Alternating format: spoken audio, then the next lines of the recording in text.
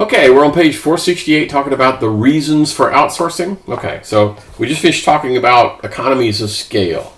Next, we're talking about focusing on your core business. Once again, if you're in the boot repair business and that's what you're good at, well then fine, do that for a living. And don't take time and energy away from boot repair people to make them webmasters, as an example. I probably should come up with a better example, shouldn't I? Anyway, providing flexibility. Let's say, for example, that you need people during peak periods or peak hours, but not always. So I don't want to hire, full-time people because I'm only going to use them for, I need them for, 18 days in May because that's when my software is going to be deployed and it's going to be an awful lot of phone calls. But that's it. I don't need them any other time. So you could hire temporary employees, or you could just go to a temp agency. You outsource for that period of time, and it makes it easy for you to just turn them on, turn them off, right? I don't have to worry about it. And then, of course, increased accountability. This sounds a little weird, but if I have a legally binding contract with someone to provide some services or goods or whatever it is, it basically says, here's what I expect for quality, and here's what I want for this. And if they're not living up to their end of the agreement, you say, I'm sorry, this is not working out. I'm going to go to somebody else. And, you fire them and you go get some other contractor. And just from a management perspective, firing people is not fun, okay? That was probably one of the worst things I ever had to do as a supervisor was to fire people. But terminating a contractor, I didn't lose any sleep over that. Maybe that says something about me. Okay, let's continue. So, the next thing I talk about is the reason for not outsourcing. Okay. You do have some loss of control. In the old days, before you outsourced some feature, function, product, or service, you basically had control. You could go in and say, hey, I'm kind of falling behind over there in the engineering department. Can I borrow 2 or 3 of your employees just for like a day? And they go, sure, what the heck? Here, have Bob, have Sally, and keep them for a couple of days, and everything will be fine, right? Cool, great flexibility. You don't have that. I can't go to a contractor and say, can I borrow some of your employees? Like, whoop. Okay, so that's not work. It's also difficult for you to influence their priorities. For example, if the contract said you're supposed to provide this thing in 4 days' time, you really can't call them up and say, I know the contract says 4, but could you really do this by tomorrow? I really kind of sort of need it. What they would probably say is, well, okay, we can accommodate you, but it's going to cost you. If it was your in-house folks, you could say, look, I know our agreement was usually 4 days, but I need it tomorrow. And they go, okay. All right, pay overtime and all the rest of that stuff. It does. Another reasons for not outsourcing is because you become dependent on these outside sources, right? You become dependent on contractors. Now, there's 2 things that happen to that. One is, what if they know that your entire business is dependent upon them? Okay, they know it, right? So they can make unreasonable claims or place unreasonable bids, and you're basically saying, well, yeah, dang, I really don't have much of a choice. I guess I'll just have to pay. All right, so that's bad. So there is a problem with price gouging once they've got you, right? And you're kind of hooked. Then they can come in and say, I need to renegotiate my prices here. And you go, well, dang it. Okay. The other one is, what happens if they go out of business? So you have a third-party contractor that's providing, let's do help desk. They're doing help desk, and they said, I'm sorry, we had some problems, and we're going to have to close. You go, whoa! And they may not have an awful lot of notice involved. There may be a contractual requirement for them to say, either party can terminate the contract when given whatever, 10-day notice or 20-day notice or whatever it is. But, if it's a company going out of business, the FBI came and raided the place and it's like, our employees are not coming to work tomorrow. You have no notice. And then the other one is, it's difficult for you to protect your intellectual property, your strategic information that you have. I mean, if we had a scenario, this is a true story, we had a scenario that's kind of weird. We were producing a contract that people were going to bid on to provide outsourcing, okay? And one of the vendors that we knew was going to be bidding on this was a company called Honeywell, all right? We already had some Honeywell employees under another contract. So I'm thinking, wait a minute, these people who are already working for us as a contractor, right, have access to a lot of our internal material because, we gave them access to their job. Does that put them at a better advantage for bidding on this second contract because they won this small first contract and now have embedded people? How can I shield those, contract one employees from the information that would make it advantageous for contract number two? It's a little sticky wicket, huh? Okay. So you got to kind of sort of be careful with that. Okay. As always, to talk about the 4 process groups. So same old. You see this chart on every single chapter. So this is figure 12.1 on page 471. So planning, that kind of makes sense. Basically, how and what to acquire. Okay, and then basically your outsourcing decision. Am I going to do this? Am I going to outsource this thing? Right, that kind of stuff. And then there's an awful lot of choices we're going to talk about on how to go about. Let's say I decided, yes, I am going to outsource. There's a gazillion different choices for contract types, and we'll talk about that. And then conducting the procurement. That means I need to talk with my sellers. I need to send out stuff. I need to get the sellers' responses. I need to award the contracts. There's a lot involved in that. Controlling.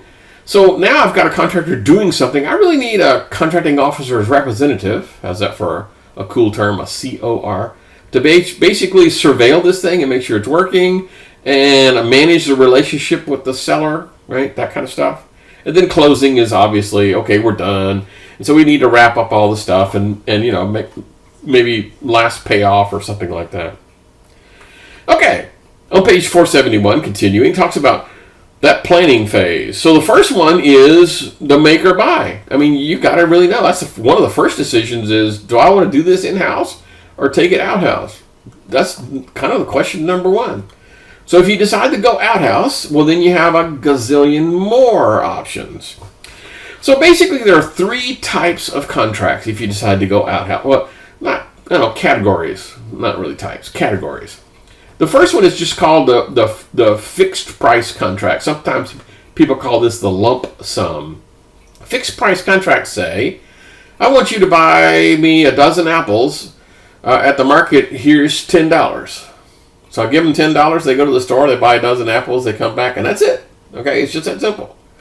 It's if they bought good apples or bad apples, they still get basically say the same. In other words, it's just whatever. Firm fixed price. Cool. Another one's called cost reimbursable. And this is one of those contracts where I really don't know exactly what I'm asking for just yet, or what I'm asking for is not exactly easily measured. Let me explain when I talk about that. Let's say it's a service center. And so people, this is a camping thing. So you come in and go get your RV or your tent. This is a camping checkout place, right? And I want high quality. I want good scores from people who come in and say, that was a pleasant experience. I didn't have to wait very long. The people were very knowledgeable. And so I want a contract for this storefront operation for my rental business. Okay, firm fixed price probably isn't going to work for me because what I want is quality. And I really don't, I'm going to go ahead and say this out loud. I really don't care how much it costs, although obviously I do.